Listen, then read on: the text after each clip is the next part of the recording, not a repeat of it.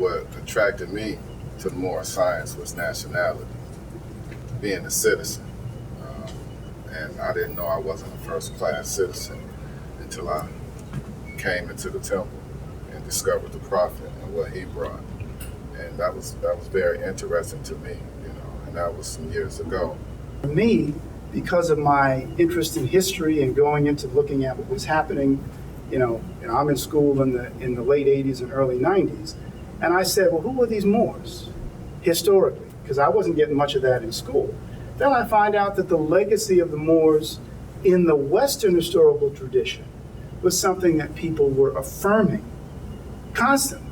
Even Shakespeare's tragedy, he referred to Othello as the noble Moor, right? So in this fictional representation, then when I'm reading about what the Moors were doing, not just for ourselves, but doing for other nations, other people, in terms of sharing that knowledge, I was like, what's not to embrace in being Moorish?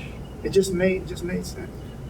I did see the roots, the new one that you're talking about, and it brings to mind for me the importance, going back again to nationality, the importance of it. And I don't think a lot of times when people come, they understand that nationality connects you back to a nation, to a landmass. It connects you back to your ancient forefathers and who you were, who you are.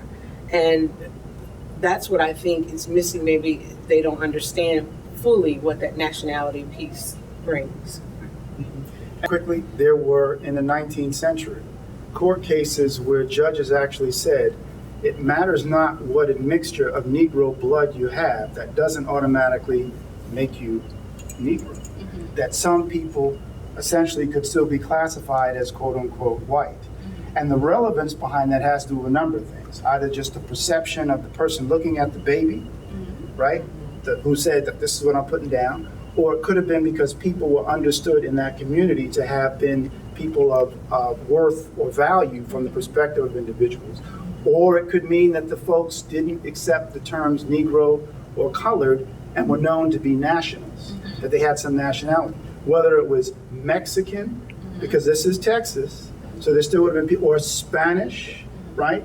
So there still could have been people who were known. So if you're Spanish, I don't care what complexion you have a nationality. Mm-hmm. If you're Mexican, it doesn't make a difference what complexion you have a nationality.